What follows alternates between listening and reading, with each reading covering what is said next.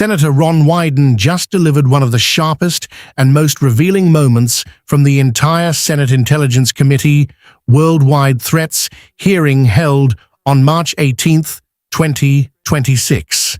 In a calm yet extremely pointed line of questioning, the Democratic senator from Oregon looked directly at Director of National Intelligence Tulsi Gabbard and zeroed in on a critical issue that is now hitting American wallets every single day at the gas pump. He asked her, in essence, did the intelligence community clearly and repeatedly warn President Trump that a major strike on Iran would almost certainly lead to severe disruption or even closure of the Strait of Hormuz, with all the massive economic consequences that we are now witnessing? Let's walk through this powerful segment step by step.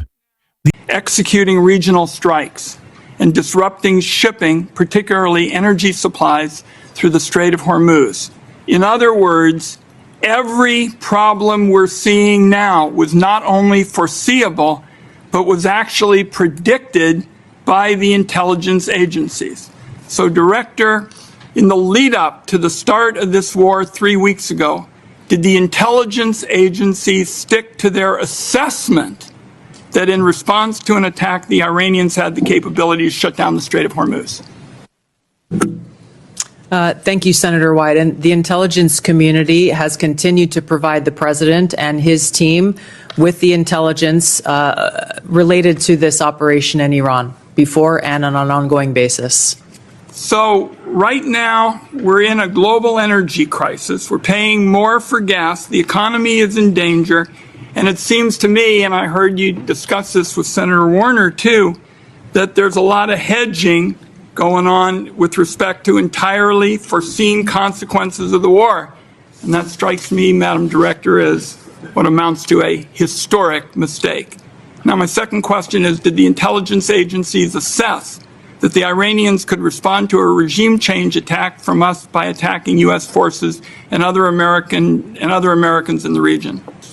The IC assessment has always taken very seriously the threat of the Iranian regime's missile capabilities and how our American troops within the region may be put at risk. Again, it seems to me with Americans dying in the war, it's hard to see how you can sit here and say that the intelligence agencies couldn't provide a clear warning that if attacked, the Iranians would respond by attacking our people. Now, on Monday, Madam Director, Donald Trump was asked about Iranian strikes on the Gulf states. He said, and I quote, nobody, no, the greatest experts, nobody thought they were going to hit the Gulf states. You all are supposed to be the greatest experts. That's what we have you there for.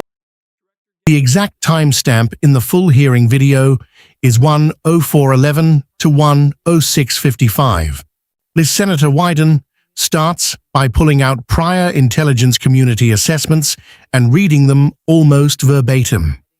He quotes the official language stating that Iran maintains large conventional forces that remain capable of disrupting shipping, particularly energy supplies flowing through the Strait of Hormuz.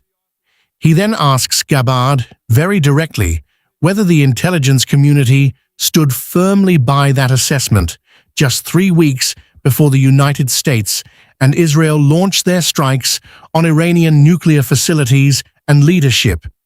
In other words, did you give the president the clear, unfiltered prediction that this exact scenario of disruption was highly likely to occur? Gabbard's response is composed and professional on the surface, but it remains noticeably vague and indirect. Which she tells the committee that the intelligence community provided objective intelligence to the president. She emphasizes that they delivered all available information and assessments. However, every time Wyden pushes for more specifics, asking whether those precise warnings about the Strait of Hormuz, retaliatory disruptions, and resulting oil market chaos were clearly communicated in detail, Gabbard retreats to the same carefully worded answer we have heard multiple times throughout this hearing. She will not divulge or discuss internal conversations with the president. This relatively short but incredibly dense exchange carries enormous weight because the Strait of Hormuz is one of the single most important strategic choke points in the entire global economy. Every single day, close to 21 million barrels of oil pass through this narrow waterway between Iran and Oman. That represents roughly 20% of all the oil consumed on planet Earth. For decades, intelligence assessments from both Republican and Democratic administrations have consistently warned that if Iran's territory, nuclear program, or top leadership came under heavy attack, one of the regime's most potent remaining options would be to threaten or attempt to disrupt shipping through the strait using naval mines, anti-ship missiles, swarming fast boats, and support from proxy militias in the region. These warnings were never obscure, speculative, or hidden away in classified footnotes. They were standard, mainstream, repeatedly stated intelligence consensus presented to Congress year after year in public and private sessions. Yet here we are in the aftermath of the strikes, watching shipping companies reroute vessels, insurance premiums for tankers skyrocket, and oil prices climb sharply higher. American families, truck drivers, farmers, and manufacturers are all starting to feel the pinch at the pump and in higher costs for goods. Senator Wyden is essentially forcing the question that so many people are thinking. If these consequences were so clearly predictable and so consistently forecasted in intelligence reports, why does it appear the White House may have been caught off guard or underprepared for the scale of the economic fallout? This moment is not just about scoring political points. Nay, it goes to the heart of governmental accountability and responsible decision-making on matters of war and peace that carry massive real-world consequences for every citizen. Wyden is not raising his voice or making dramatic accusations.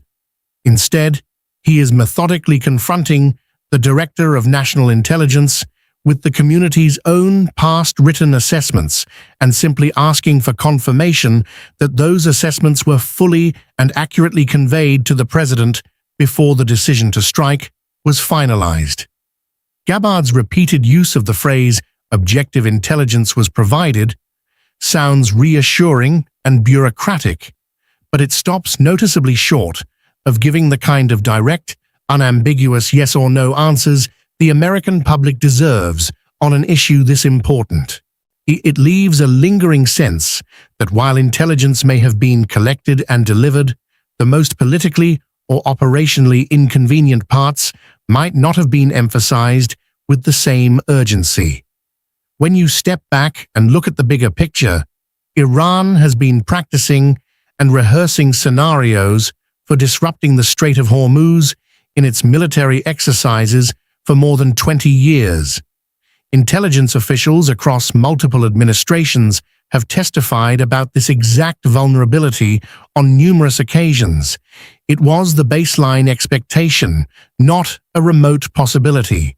So when oil markets and shipping patterns react almost exactly as those long-standing assessments predicted, and when we hear the DNI respond with measured deflections rather than clear confirmation, it naturally raises serious questions about how thoroughly the risks were weighed at the highest levels of decision-making.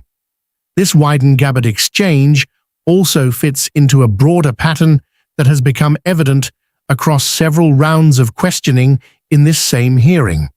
When Democratic senators press for details on pre-strike warnings, omitted lines from opening statements, or potential gaps between intelligence assessments and final policy choices, the witnesses tend to fall back on similar protective language about not discussing internal deliberations or emphasizing that the President makes the ultimate call.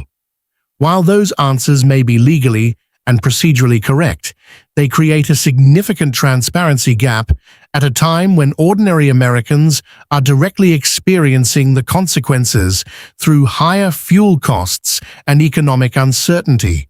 Not on the Republican side of the committee, members have argued forcefully that the strikes were a necessary and overdue preemptive action to neutralize a growing nuclear threat from Iran, and that some degree of short-term economic disruption was an unavoidable price to pay for long-term national security gains.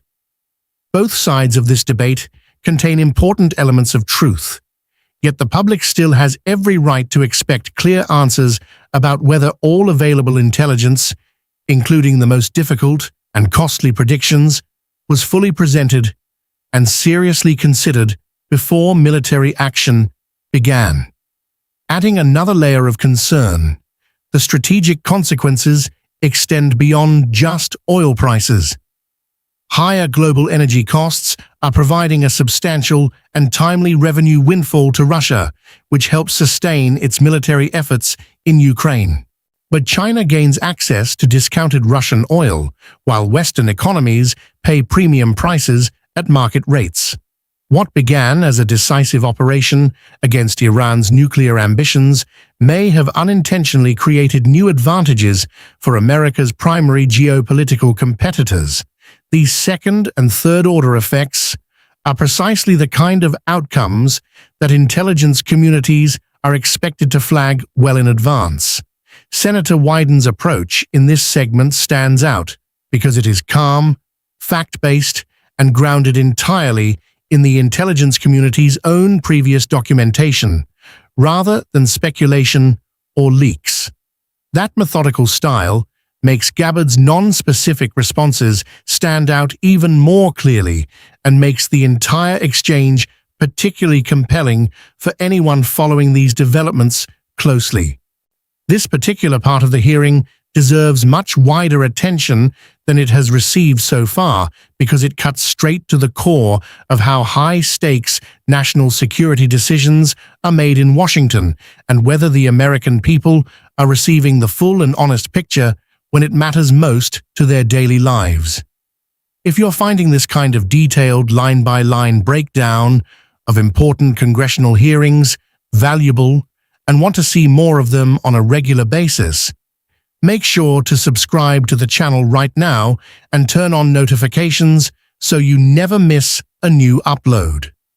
As the full impact of the Iran operation continues to unfold in the weeks and months ahead, moments like this Wyden-Gabbard exchange become essential viewing for anyone who wants to move beyond surface-level headlines and understand the real questions that need to be asked. Intelligence work is not only about gathering secrets, it is also about having the courage to deliver uncomfortable truths to policymakers before major decisions are locked in. What is your honest take on this exchange? Do you believe the administration received sufficiently clear and forceful warnings about the risks to the Strait of Hormuz, or do you think these economic consequences were significantly underestimated? Leave your thoughts in the comments section below. Let's keep the discussion respectful but real and focused on the facts. And if you want even more in-depth coverage from this same Senate Intelligence Committee hearing, including the intense back and forth between Senator Ossoff and Tulsi Gabbard on the imminent threat question and several other key moments that are generating a lot of discussion, hit that subscribe button right now and join our growing community of viewers who value unfiltered, detailed analysis of these raw government proceedings. This is exactly the type of accountability and transparency the public needs more of in today's complex world. Thanks for watching all the way through to the end. If this video helped clarify what actually happened in that hearing room and why it matters to everyday Americans, please take a moment right now to subscribe and support the channel so we can continue producing these thorough breakdowns on a consistent basis. I'll see you in the very next video where we will continue diving deep into the most important and revealing segments from this historic worldwide threats hearing.